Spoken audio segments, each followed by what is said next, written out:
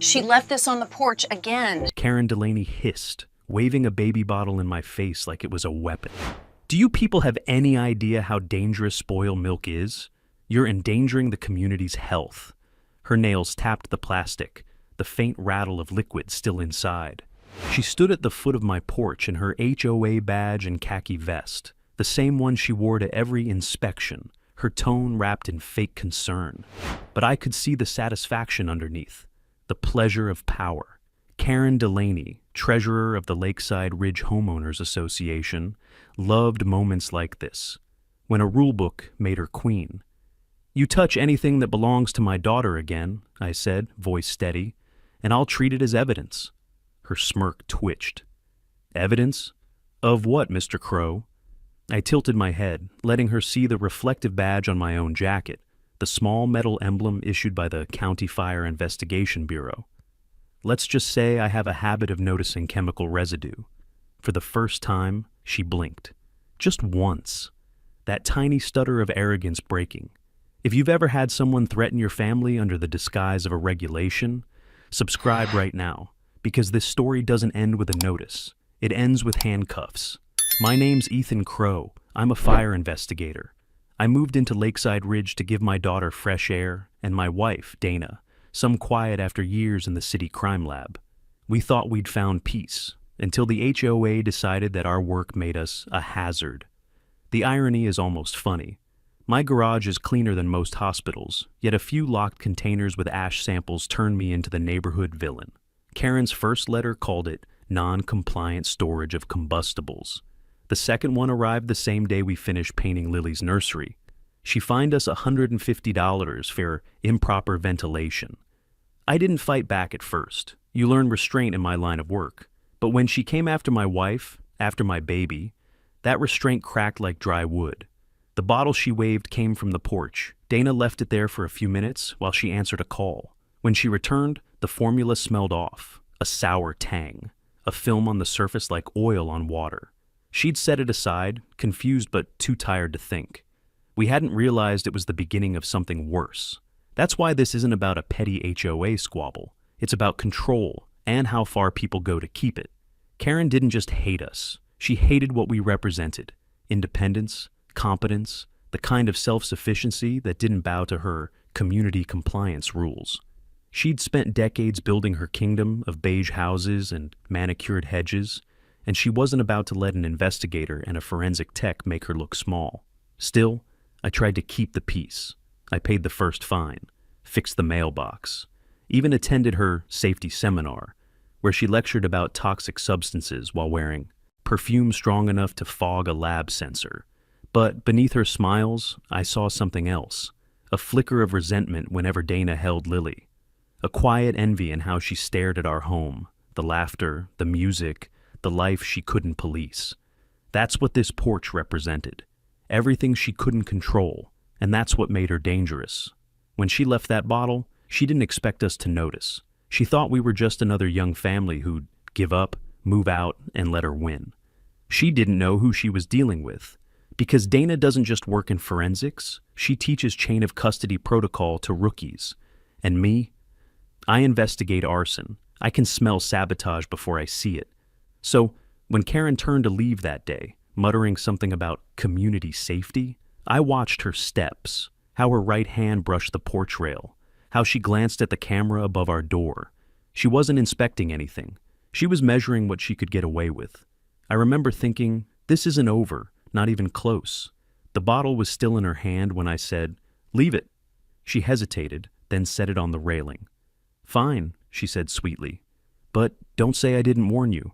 She walked off like she'd just planted something, not realizing that every crime begins with a fingerprint. And the one she left on that bottle would be her undoing. Karen's shoes clicked down the sidewalk long after she was gone, each step fading like a warning I couldn't shake. I stood there staring at that bottle, half-filled and glinting in the fading light, until Dana came out holding Lily against her shoulder. "She touched it again, didn't she?" Dana asked quietly. I nodded. She took the bottle with gloved hands, sealed it inside a labeled bag, and said only, "We'll keep it safe." That's how it began, the silent war that spread through the neighborhood like smoke in a sealed room. By the next morning, everyone seemed to know our names. The HOA's weekly bulletin included a new community alert about hazardous storage and unattended infant items left in public view. They didn't name us outright, but everyone in Lakeside Ridge knew exactly who the notice meant. At the mail kiosk, mothers turned their strollers away. An elderly man I'd helped once with his broken fence muttered something about chemicals under his breath. Rumor had done its job faster than evidence ever could. When I opened my mailbox, 3 envelopes waited, a fine for unsanitary porch conditions, another for chemical disposal concerns, and one summoning me to an emergency HOA meeting. Karen had weaponized bureaucracy, and the worst part? She made it look righteous. That night, I drove past the community center where the meeting would be held. Lights were already on inside, silhouettes moving behind the frosted glass.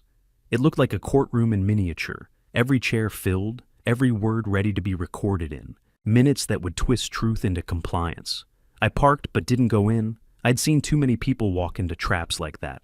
Arguments taken out of context, tempers exploited, reputations shredded for sport. I wasn't giving her that show. Instead, I drove to the edge of the neighborhood where the forest met the water. The lake was black glass under the moon. I'd loved it when we first moved here, quiet, reflective, a place that felt untouched. But that night, it felt like a mirror of everything Karen had built. Surface calm, hiding something rotting underneath. Dana called while I sat there. "She's escalating," she said. Paul dropped by. He looked nervous. "Paul?" I asked. "The secretary?" "Yeah," said Karen's planning to file a formal safety complaint with county welfare. Claims Lily's being exposed to toxins. My hand tightened around the steering wheel. That wasn't rumor anymore. That was a direct strike. "She can't," I said. "There's nothing unsafe here." "Doesn't matter," Dana replied. "All she needs is noise." I hung up and looked at the dark water again. Karen's pattern was clear. Isolate, accuse, document, destroy. That's how she controlled the entire community. People were too scared to speak because she had the paperwork, the signatures, the bylaws. She didn't need to be right. She just needed to sound official. But if she wanted official, I could give her official. Outside authority, evidence chain, procedure. That was my world. She'd started this fight under HOA rules. I'd finish it under the state's. The next day, 2 county officers showed up at our door. "Routine welfare check," they said. Polite, almost apologetic, but still taking notes on their tablets as they looked around. Karen had filed her complaint less than 12 hours after Paul warned us. "We're required to document everything," one officer said. I understood. I let them in, showed them the sealed fire samples, the storage locks, the air filter system. Dana stood beside me, calm as glass, explaining her forensic work, her certifications, the lab standards we followed. The officers nodded, impressed, maybe even relieved. One of them whispered, "You'd be surprised what people call hazardous." I wasn't surprised at all. I'd spent my career proving truth through residue and combustion patterns, facts, not fear. Karen had built her empire on the opposite. After they left, Dana leaned against the wall, exhaling slowly. "This isn't about safety," she said. "She's trying to build a record against us. Then we'll build one back," I told her. And that's when I started logging everything, every visit, every notice, every date and time. Not because I planned to fight her in her court, but because I knew eventually someone higher would read it. Karen didn't know it yet, but she'd just moved her game into mine. By the end of that week, my logbook was filling fast. Every notice, every date, every face that turned away from us. It was all in there. But the one entry that stood out began on a Thursday morning, when Paul Henders showed up at my door, holding a clipboard like it was a shield. His shirt was tucked too tight, his collar damp with nervous sweat. "Ethan," he said softly, "got a few things we need signatures on. HOA business." I didn't invite him in right away. Behind him, the neighborhood shimmered in the heat. Manicured lawns, pastel houses, all pretending nothing was wrong. "Karen send you?" I asked. His lips twitched, the faintest flinch before he said, "Just standard paperwork. She wants everything formal now." His eyes didn't meet mine. When he finally looked up, they darted toward the baby monitor sitting on our porch railing, then back down to his shoes.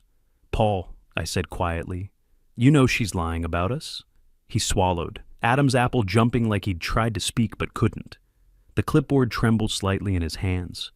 I just handle admin. I don't get involved. You're already involved, I said. He froze, eyes flicking again to the porch camera. His hands tightened until the plastic creaked. That's when I realized he wasn't afraid of me. He was afraid of her. I signed the papers without reading them, just to see what he'd do. He hesitated before taking them back, fingers brushing the edge of the page like he wanted to grab them and run. You ever think maybe she's gone too far? I asked. He didn't answer, but the silence was louder than words. When he finally left, his shoulders were hunched, each step away from the house looking heavier than the last.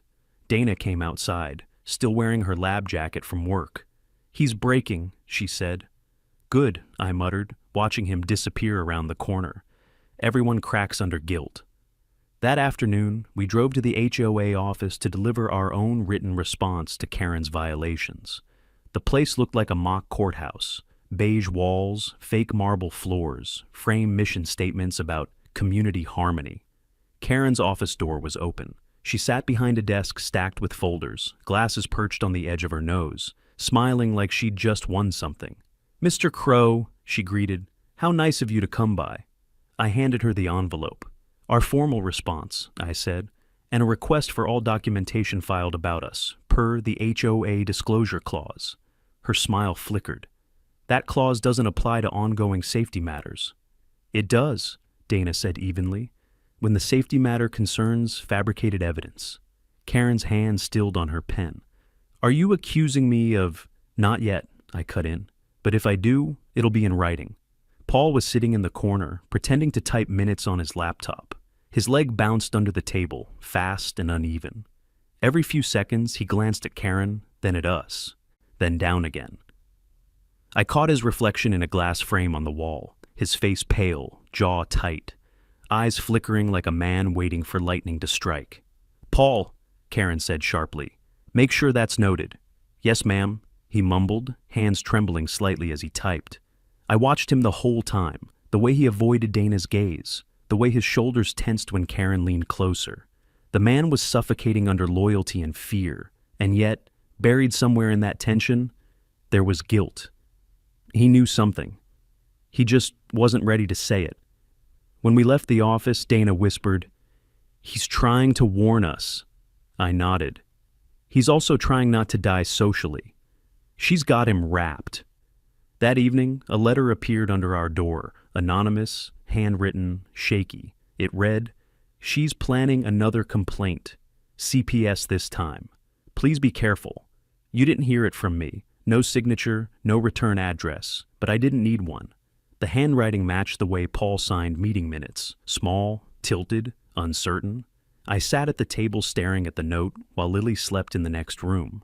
Outside, the neighborhood lights flickered on, each porch identical, each curtain drawn. Lakeside Ridge was built to look perfect, but perfection is just the clean side of rot. I knew then that Paul was the crack in Karen's control. The question was whether he'd stay one long enough for the truth to slip through. I didn't sleep that night. The letter sat on the kitchen table under the dim light, its words burning through me. CPS. Karen was crossing a line that no neighbor, no parent, no human being should ever cross. By morning, I'd already made copies of every notice, every fine, every recording from the porch camera. I wasn't waiting for her next move. I was preparing for it. Around noon, a county vehicle pulled into our driveway. 2 officers stepped out again, same uniforms, same practiced neutrality. The sight of them made Dana's jaw tighten. "Routine welfare check," one of them said, voice calm but wary. "Anonymous report." We didn't need to guess who filed it. "Come in," I said, stepping aside. Lily slept in her crib while they walked through the house. I kept my tone steady, explaining each sealed case in the garage, every labeled bottle in the cabinet. Dana stayed with them, showing ventilation logs, fireproof seals, the same forensic precision she used at work. The officers exchanged glances that said they'd seen this before, false alarms built on malice. Still, they wrote notes, took photos, and left us with another copy of their report. When they were gone, Dana leaned against the counter. She's escalating faster than expected. She's getting desperate, I said. That means she's running out of control. I knew that feeling. I'd seen it on arson suspects right before they slipped. The moment they realized the evidence was turning against them. That evening, I went for a walk through the neighborhood, something I hadn't done in weeks. I needed to see what fear looked like from the outside. Curtains twitched as I passed. Conversation stopped mid-sentence. The illusion of community had cracked, replaced by the hum of paranoia. Near the playground, I saw Karen talking to a group of residents. She was holding a clipboard again, gesturing toward our house with that polished authority that made everything sound official. A few people nodded, others just stared down. I didn't interrupt her speech. Instead, I watched from the edge of the park until she noticed me. Her expression didn't change, but her voice got louder. "We have to maintain standards," she said, eyes locked on me, "even when some residents think they're above them." It was a performance, and every line was bait. I turned and walked back toward the lake. The air smelled like cedar and chlorine from the pool filtration nearby. That was when I realized something. Karen wasn't afraid of confrontation. She thrived on it. She needed noise, reaction, proof that she still controlled the narrative. But what she couldn't handle was silence backed by evidence. Facts, quietly stacked and waiting, would corner her far more effectively than shouting ever could.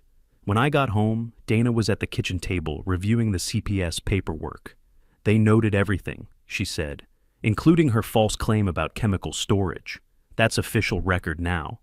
That was the moment the victory strategy started taking shape, not in revenge, not in confrontation, but in escalation to higher authority. The system she weaponized was about to turn on her.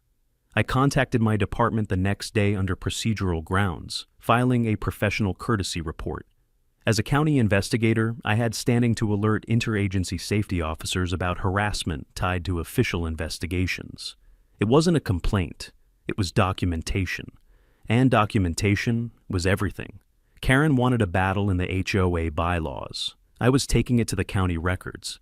That same afternoon, Paul appeared again, standing nervously by the curb as I returned from work. He looked worse, shirt wrinkled, hair uncombed, eyes red. "She knows I wrote you," he whispered when I approached. His hands were buried in his pockets, shoulders curled like he was bracing for a blow. "I didn't tell her anything," I said. "Doesn't matter," he muttered.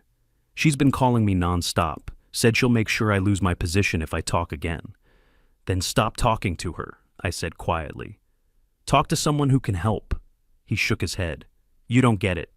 She's got people afraid she'll sue. She keeps files on everyone." "So do I," said. His eyes flicked up, confusion cutting through fear, and mine hold actual evidence. I saw something flicker in him then. Not courage, not yet, but the faintest sense of relief. A man realizing he wasn't the only one keeping records. He nodded once and walked away without another word. As the sun set over the lake, the reflection of the playground shimmered in the water. That's when I knew the balance had shifted. Karen's control was cracking, and for the first time since this started, the system she'd abused was beginning to look back at her. The next morning came wrapped in fog, the kind that dulled sound and made the lake look endless. Dana was already up, standing by the window with her arms crossed, staring at the porch. The baby bottle still sat where we'd left it, sealed inside an evidence bag, labeled, dated, untouched. "We need to test it," she said quietly. "Not later, now." I knew that tone. It wasn't panic. It was certainty. The kind that only came when something felt chemically wrong.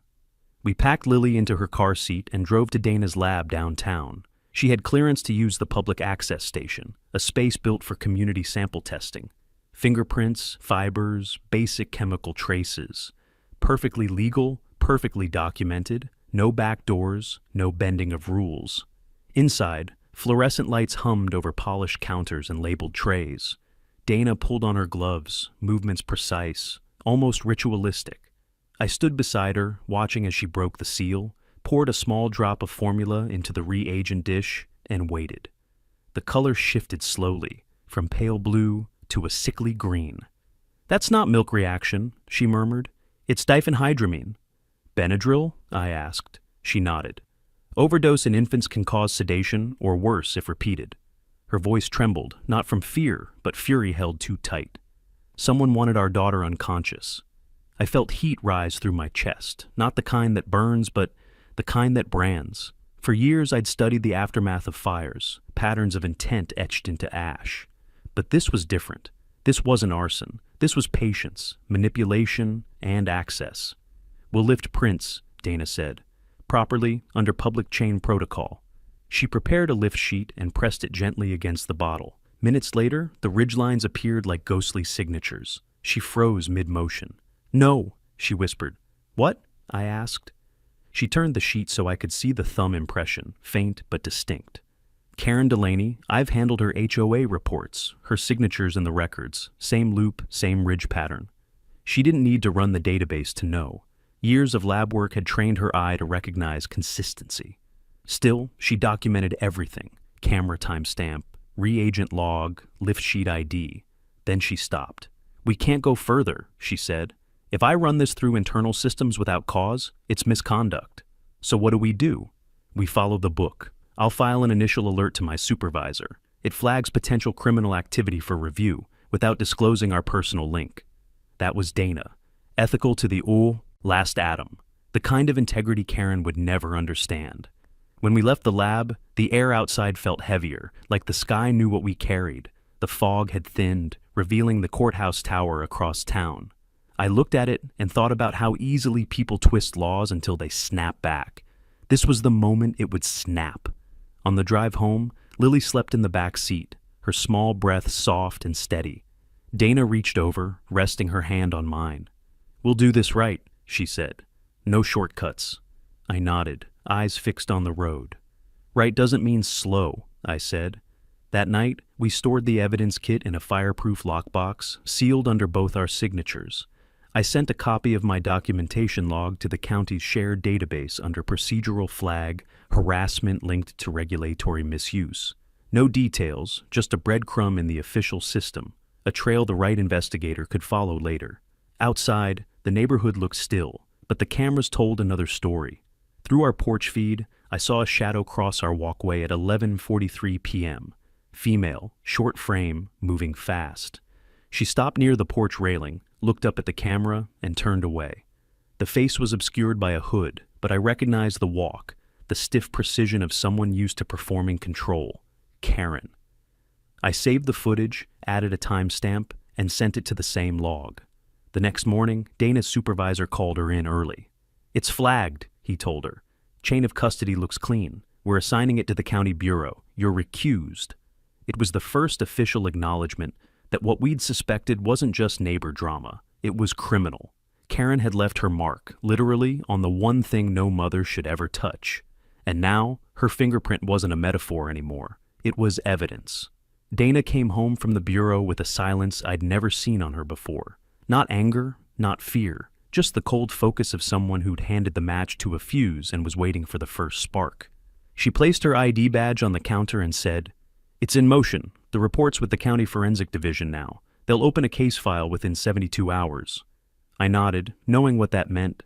Once the state entered the picture, this stopped being a feud. It became a criminal investigation. But 72 hours was a long time when you were living across the street from the suspect. "She'll know something's coming," I said. "We need to be ready." Dana met my eyes. "Then let's make sure she panics before we do." That night, we didn't sleep much. Every light in the house stayed on. The baby monitor volume turned up just enough that we could hear every breath Lily took. At dawn, I stood by the window watching the neighborhood come alive. Dog walkers, joggers, kids heading to school. And there she was, Karen Delaney, watering her front lawn like she hadn't just committed a felony. Her movements were too deliberate. Every turn of the hose choreographed. She was putting on a show, a performance of innocence for the neighbors she still controlled. But what she didn't know was that she'd already lost the one thing that protected her: invisibility. By noon, I got a call from the child safety investigator assigned to our case, a calm voice named Officer Laura Meeks. "Mr. Crow, I received your documentation log and your wife's referral through proper channels," she said. "We'll be reviewing this under Section 48 of Community Child Safety Statutes. I'll be stopping by this afternoon for an interview." "Will you also be visiting the complainant?" I asked. "Yes," she said, simultaneously. That word carried more weight than anything else. Simultaneous meant Karen wouldn't have time to twist the narrative first. At exactly 3 o'clock, Officer Meeks arrived. She was efficient. Mid-40s, pressed uniform, tablet in hand, demeanor neutral but attentive. She walked through our home, cross-checking details against the previous welfare reports. "Everything looks orderly," she noted. "You maintain environmental safety standards consistent with occupational regulations." Dana handed over the sealed evidence bag and the lab documentation copies. "Chain of custody's been verified," she said. "I've recused myself, but you'll find the partial print confirmation inside." Meeks studied her, a flicker of respect crossing her face. "You handled this correctly," she said. "That's rare." Outside, through the window, I saw Karen pacing on her porch, pretending to talk on the phone, but clearly watching. When the county car pulled into her driveway moments later, her posture stiffened. She stood perfectly still as the investigator stepped out. I couldn't hear the conversation, but I didn't need to. Body language said it all. Karen's hands stayed clasped too tightly. She gestured too often, over-explaining. Every movement screamed control slipping away. When the officer handed her a notice packet, her jaw locked. Then she turned toward our house and glared, eyes sharp as glass.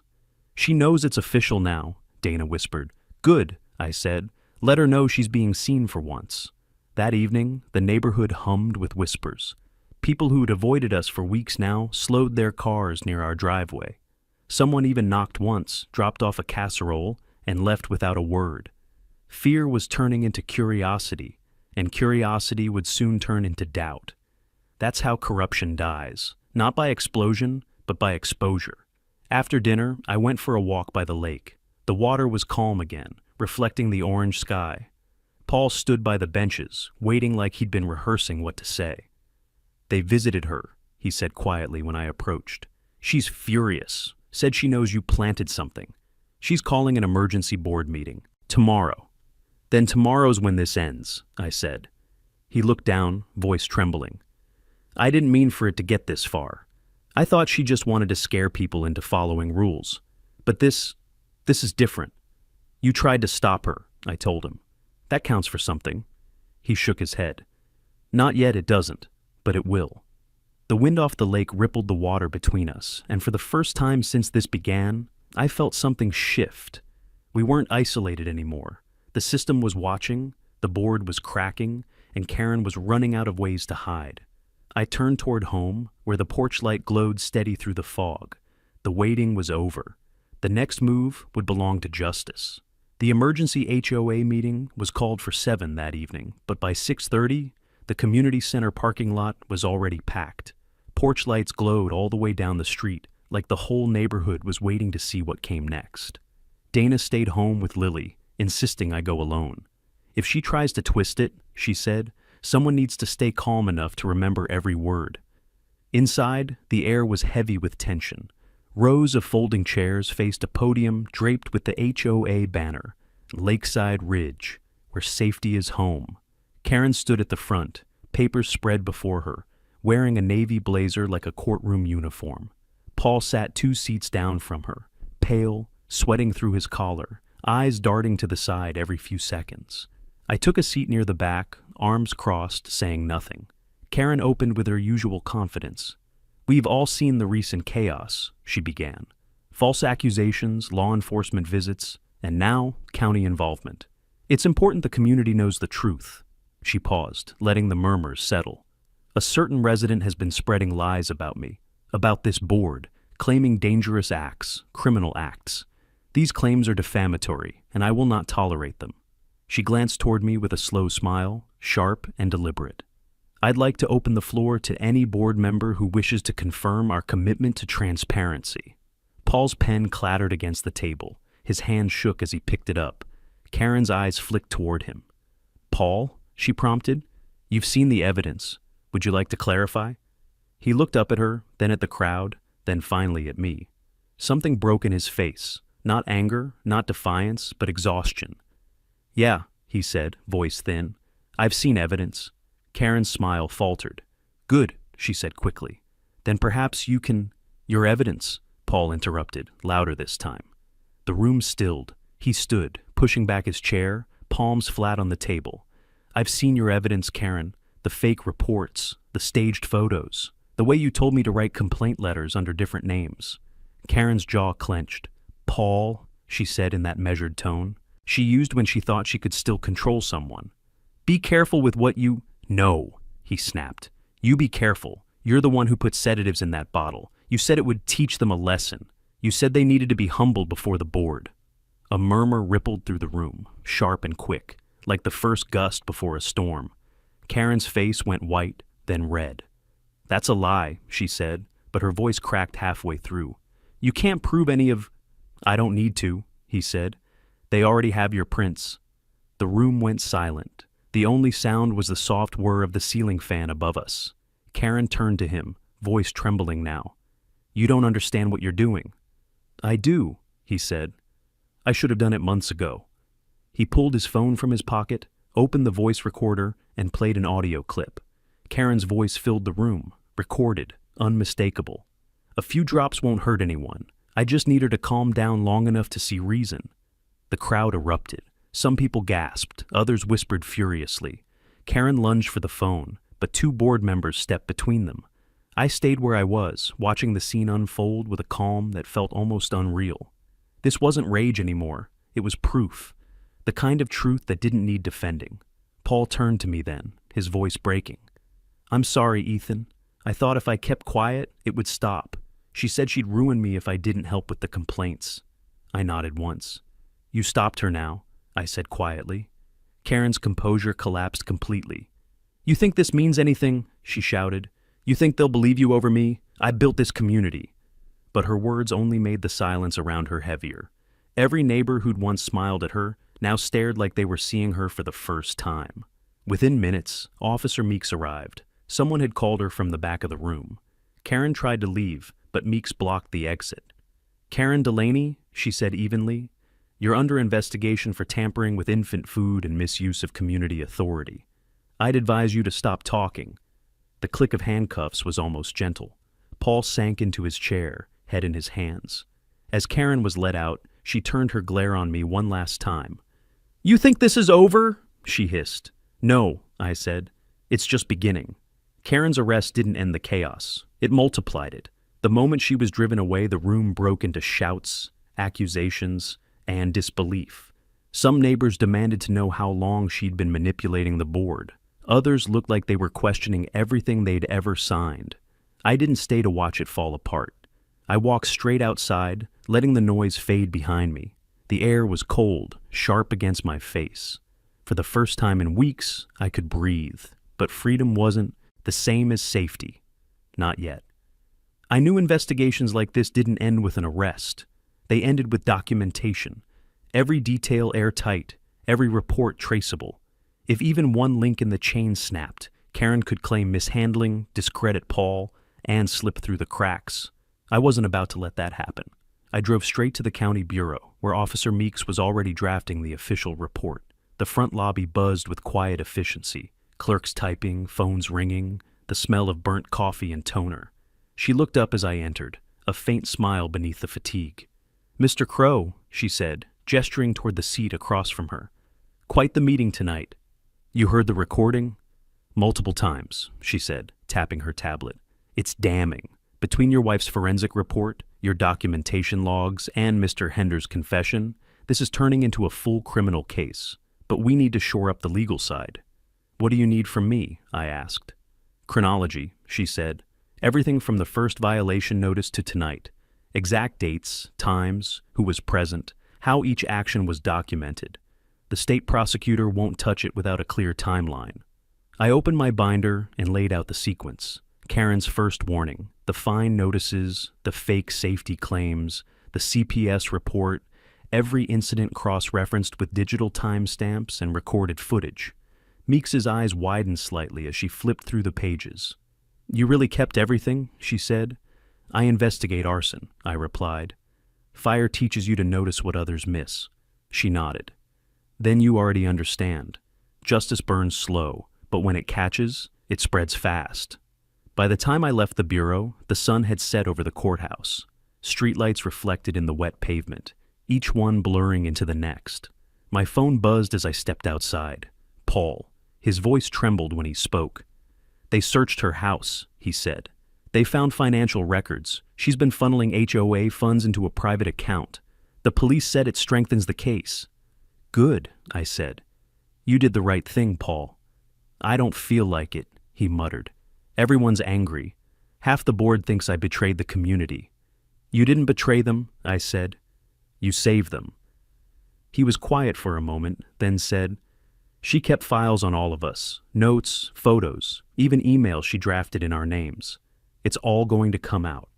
Then let it, I said. It's the only way to clean this place. After we hung up, I stood there for a while, watching the courthouse windows glow from within. I thought about how Karen's power had worked, not through violence or wealth, but through compliance. She'd made good people like Paul believe silence was safety, but silence is what corruption feeds on. That night, when I got home, Dana was sitting on the couch with Lily, asleep in her lap. The TV played softly in the background, local news, live from the county office. Karen's face appeared on screen, flanked by 2 officers. The headline read, HOA official arrested for child endangerment and fraud investigation underway. Dana muted the volume and looked up at me. It's public now, she said. Everything. I sat beside her, watching the silent broadcast. Karen's expression was blank, drained of power. You did this, Dana said quietly. We did this, I corrected, by staying inside the system. She smiled faintly, but her eyes were tired. You know they'll keep digging. They'll find other people she hurt. Then we'll help them, I said, one report at a time. The camera panned across our neighborhood, the manicured lawns, the playground, the lake glinting under the moonlight. It looked peaceful again. But peace isn't the absence of noise. It's the aftermath of truth. Tomorrow, there would be hearings, statements, and paperwork. But tonight, the system had finally turned its gaze where it belonged. And for the first time, the law was on our side. The next morning, Lakeside Ridge didn't feel like the same neighborhood. The silence had changed. It wasn't the tight, anxious quiet of fear. It was the fragile calm that comes after a storm breaks. Cars slowed when they passed our house. But not in suspicion this time. In curiosity, maybe even respect. I saw neighbors whispering by mailboxes, exchanging looks that said they'd started to see what had really been happening. Still, I knew better than to think it was over. Justice doesn't travel in straight lines. It winds through reports, hearings, and people desperate to rewrite their own guilt. Karen had ruled through fear for years. It would take more than one arrest to erase that. The board scheduled an emergency restructuring vote for the weekend, and Officer Meeks had asked me to attend, not as a resident, but as a cooperating witness. It's important, she'd said, that the record shows transparency. If you're there, the process stays clean. So, I agreed. That day I spent hours preparing. I compiled every file into a digital drive. Footage, photos, violation notices, timestamps, every piece of data verified and formatted for the county's public records. Dana reviewed the forensic sections, cross-checking reagent logs for accuracy. Every detail mattered now. The stronger the documentation, the less room Karen's defense would have to manipulate. At sunset, I walked down to the playground, the one that had been Lily's favorite place before all this began. The swings creaked softly in the wind, their chains glinting orange in the fading light. A few kids played under the watch of parents who'd once turned away from us. Now they smiled politely, cautious but shifting. I sat on the edge of the sandbox and looked toward the lake. The reflection of the community center shimmered in the water. That's where tomorrow's vote would be held. For weeks, that building had been a fortress of intimidation. Now it was about to become a courtroom of accountability. My phone buzzed. Paul. Ethan, he said quietly. They're tearing through her office. You need to see this. I drove straight there. The door to the HOA office stood open, files scattered across the table, police tags marking evidence. Officer Meeks stood at the back, overseeing the search. Paul was there too, pale but steadier now, pointing out drawers and storage boxes. We found these, he said as I entered, holding out a set of flash drives. Hidden inside an old binder labeled Maintenance Quotes. Meeks took them carefully, sliding each into an evidence envelope. What's on them? I asked. Emails, Paul said. Board communications, fake resident complaints, bank transfers, all signed under different names. She forged entire approval chains. Meeks looked up from her notes. This changes the case scope. Fraud, forgery, falsification of community records. It's no longer limited to endangerment. I nodded slowly. The system she'd built to control us was now the evidence chain that would bury her. I'll prepare statements for each falsified record, Paul said. I can confirm which were real and which she fabricated. His voice didn't shake this time. For the first time, he looked like a man reclaiming his integrity. You're doing the right thing, I told him. It won't undo what happened, but it'll stop her legacy from spreading. Meeks gave a short nod. The prosecutor will want these by Monday. We're recommending a full audit of HOA finances for the past 5 years. There may be other victims. Outside, rain began to fall in steady silver lines against the windows. It made the fluorescent lights flicker, casting long shadows across the files. The sound reminded me of distant static, like the kind I heard in burned houses when wiring hissed through the smoke. Only this time, it wasn't destruction I was hearing. It was cleansing. I drove home in the rain, windshield wipers thudding like a metronome. When I pulled into the driveway, Dana was waiting under the porch light, holding Lily close beneath her jacket. They found more, I said as I stepped up. She didn't ask what. She just nodded, eyes tired but certain. Then it's ending, she said.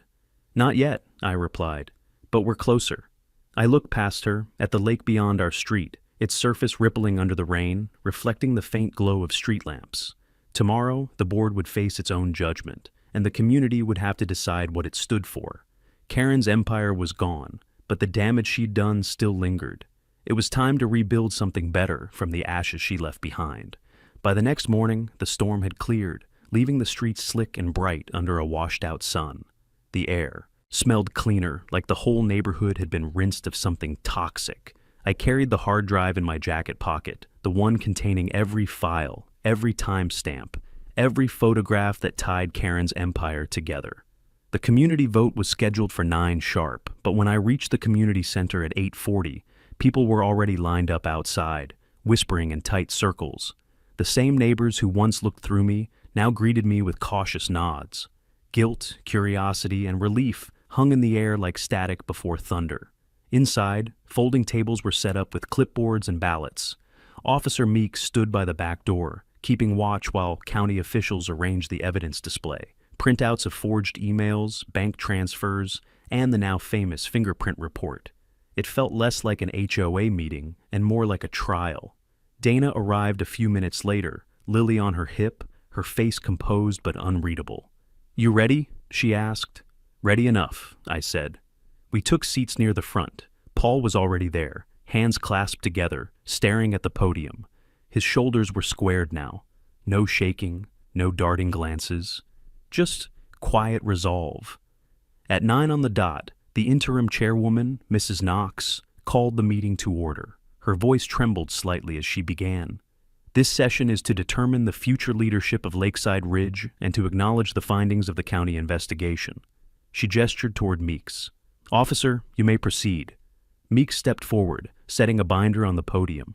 Evidence presented by the County Forensic Bureau and Financial Crimes Unit confirms multiple acts of fraud, endangerment, and misuse of community authority by former Treasurer Karen Delaney. A murmur rippled through the room. Additionally, she continued, cooperation by residents Ethan and Dana Crow, along with witness testimony from HOA Secretary Paul Henders, established the full sequence of actions that led to her arrest. She turned to us briefly, a flicker of respect crossing her features. Because of this documentation, the case is proceeding to the district prosecutor's office. Then she faced the room. The board will now decide how to restructure under state oversight. Mrs. Knox nodded gravely and began reading the proposed changes: temporary dissolution of the HOA's enforcement committee, mandatory third-party audits, and new elections supervised by the county. I should have felt vindicated. Instead, I felt the weight of it all pressing down, the enormity of what one person's obsession had done to so many lives. During open comments, a few residents stood to speak. Some apologized for believing the lies. Others confessed they'd been too afraid to question her. One older man wiped his eyes and said, "I thought she was protecting us. Turns out she was protecting herself." When it was my turn, I stood and faced them. "This isn't about one person," I said. "It's about what happens when fear becomes policy." My wife and I moved here to raise a family, not to fight for basic dignity. But when you're forced to choose between silence and truth, you either stand up or you vanish. We chose to stand. My words hung there, simple and raw. I wasn't trying to sound heroic. I just wanted them to remember. Mrs. Knox thanked me quietly and called for the vote. Ballots were marked, counted, verified.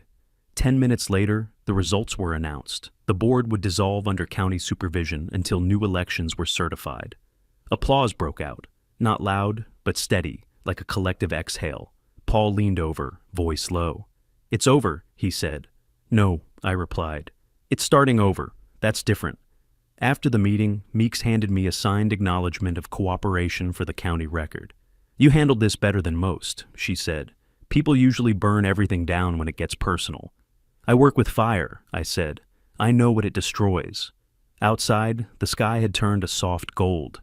Neighbors lingered in small groups, talking, laughing awkwardly, already planning repairs to the park and the clubhouse. Dana set Lily down near the playground, letting her toddle toward the swings. For the first time in months, the sound of a child's laughter didn't feel fragile. It felt earned. I watched the ripples spread across the lake, sunlight breaking on the water's surface. Karen's name would be a case file now, her empire reduced to evidence tags and court transcripts. Lakeside Ridge would rebuild under the eyes of people who finally understood what community meant. Justice hadn't just arrived, it had taken root. A week later, the county organized a public forum to address the fallout. They called it a community rebuilding session, but everyone knew what it really was, the reckoning. The event was held at the town hall, a larger venue outside Lakeside Ridge to accommodate reporters, residents, and officials. By 6 p.m., every seat was filled. News vans lined the parking lot, cameras glinting under the setting sun. The air inside buzzed with the hum of whispered conversations and shifting guilt. For months, this community had been a closed circle ruled by silence. Tonight, every secret was about to be dragged into the light. Dana sat beside me in the front row, holding Lily close. Paul was a few seats down, pale but calm, his shoulders finely lifted from that invisible weight. Officer Meeks stood near the podium, flanked by county officials. Behind her, a projector displayed the title, Lakeside Ridge Accountability Hearing. When the room settled, she began. "Tonight is not about punishment, it's about truth," she said. For years, one person abused procedural authority, weaponizing policy and fear. That ends now. Her gaze swept across the crowd. But it takes more than removing one name. It takes facing what everyone allowed to happen. A ripple of murmurs spread through the audience. Several residents lowered their eyes. Mrs. Knox, the interim chairwoman, stepped up next, her voice tight. "As acting board head, I want to make clear that Lakeside Ridge will never again operate without oversight. Every future decision will pass through open record." She paused, glancing at me. "But before we move forward, one of the residents who helped expose this deserves to speak." The room turned toward me. I hadn't planned to talk. I didn't need to. But something in the air demanded it. I stood slowly, walking up to the microphone. The lights from the cameras hit my face like heat from a furnace. I looked out over the crowd, neighbors who'd turned away from us, people who'd whispered rumors about my wife, parents who'd refused playdates for fear of chemical exposure. Their eyes met mine now, waiting. "You all know my name by now," I began. Ethan Crow, fire investigator, husband, father, resident, the man who apparently stored hazards in his garage. A few uneasy laughs broke the silence. "I didn't come here for revenge," I said. "I came here because my wife found something no parent should ever find, a stranger's fingerprint on our baby's bottle. And while most of you were debating whether it was true, she was at a county lab documenting every inch of evidence that proved it." I turned slightly toward Dana, who met my eyes with quiet strength. "We followed the rules," I continued. "We trusted the system, even when the system was turned against us. And that's what saved us. Not anger, not retaliation. Proof." I looked at Paul. Encouraged from people like him. People who decided silence wasn't protection anymore. Paul stood slowly, voice unsteady but clear. "She made us believe speaking up would destroy everything. Turns out staying quiet almost did." His words drew a low, collective hum from the crowd, something between shame and relief. I stepped back to the microphone. You can rebuild trust, I said. You can rebuild property values, playgrounds, everything she broke. But you can't rebuild integrity unless you own what happened. Every person who ignored her threats, every fine that got paid out of fear, that's how corruption survives. It feeds on good people doing nothing. I paused. The room was dead silent now.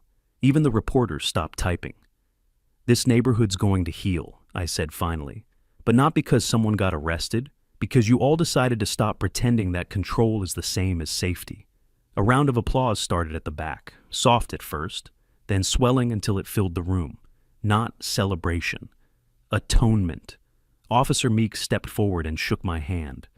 Well said, she murmured. Then she turned to the podium. For the record, the County Board of Housing hereby recognizes Ethan and Dana Crow for their cooperation and contribution to restoring lawful community standards. A photographer snapped pictures as the crowd rose to its feet. I saw faces I never thought I'd see again. Neighbors who'd crossed the street to avoid us now clapping, some even crying. Paul stood beside me, still trembling, but his eyes were clear. Feels strange, he whispered, being on this side of things. Get used to it, I said quietly. This is what the right side feels like. Outside, cameras flashed as we stepped into the cool night air. The lights from the town hall spilled across the pavement, bright and blinding. For months, that light had felt like exposure. Tonight, it felt like something else, freedom. When the applause faded and the cameras packed up, the night felt impossibly still. The glow from the town hall spilled across the street, soft and gold, catching the mist rising off the asphalt. Dana held Lily close as we walked to the car, the child's small hand curled around her badge chain like it was a lifeline. Paul followed a few steps behind, hands shoved deep in his pockets, expression unreadable. You think people will actually change? He asked quietly. I looked back toward the hall where the county banner still fluttered in the breeze. Maybe not all at once, I said. But the truth doesn't vanish after a headline. It lingers, like smoke. He nodded, half smiling, then walked off into the dark toward his house. The man who once hid behind fear now carried the burden of his confession with something close to dignity. I watched him disappear, then climbed into the driver's seat beside Dana. She turned toward me, eyes reflecting the dashboard light. You did what you set out to do, she said softly. No, I replied. We did what she never expected us to do. We stayed calm. She laughed faintly. That's the cruelest revenge, isn't it? The road back to Lakeside Ridge was quiet, trees arching overhead like shadows reclaiming their peace. When we reached the entrance sign, the one Karen had once ordered repainted 3 times for aesthetic consistency, someone had taped a new note to it. Just a single piece of paper fluttering in the wind. Thank you for standing up when we couldn't. No name, no signature, just gratitude from the same silent neighbors who had once looked away. Dana smiled when she saw it. Proof that the infection's clearing, she said. Truth's contagious, I replied. The following week, the county's reconstruction order went through. The HOA was officially dissolved pending a new charter under state supervision. The fraudulent accounts Karen had maintained were seized and redirected into a community fund, one that Paul proposed should go toward rebuilding the playground. When the vote passed, Dana offered a name, Lily's Park. No one objected. The dedication ceremony took place 3 months later, under a sky so blue it almost looked painted. The old signboard had been replaced by a new one carved from oak, simple and solid. Lily's Park. A place to begin again. Children ran through the grass, laughter echoing between the freshly painted fences. Neighbors mingled without tension for the first time in years, swapping stories instead of rumors. I stood near the edge of the field, watching Dana pin a county safety ribbon to the new play structure, while Paul handed out flyers for the election of the new board. You ever think we'd get here? He asked, walking up beside me. Not like this, I admitted, but maybe it had to burn before it could breathe again. He nodded slowly, eyes glistening. You know they're asking me to stay on as secretary again. You should, I said. You're the reminder this place needs, that silence has a cost. He gave a quiet laugh. Guess I'm done being quiet. When the ribbon was cut, the crowd erupted in cheers. Dana lifted Lily onto the swing, and for a moment, everything around me blurred. the sound of chains creaking, sunlight flickering off the lake, the smell of cedar and fresh paint. It felt like the sound of restoration, not revenge. Later that evening, after the last car left and the lake settled into stillness, I stood alone at the water's edge. The reflection of the park shimmered across the surface, calm and steady. Somewhere out there, Karen was probably preparing for her trial, wrapped in legal counsel and denial. But it didn't matter anymore. Her power had always been borrowed, built from fear, signatures, and silence. The moment those things were stripped away, she became just another name in a file. I reached into my pocket and pulled out the small porch camera drive, the one that had recorded her final mistake. It wasn't evidence anymore. It was history. I dropped it into the lake and watched it sink beneath the ripples. Some things didn't need to be kept. They just needed to be ended. When I turned back toward the playground, Dana waved from the bench. Lily was still on the swing, tiny legs kicking against the evening breeze, laughter carrying through the air. For the first time since moving here, I didn't feel watched. I felt home. If you want more stories of homeowners standing up to HOA tyranny, hit subscribe right now, share your story in the comments, and let me know where you're watching from.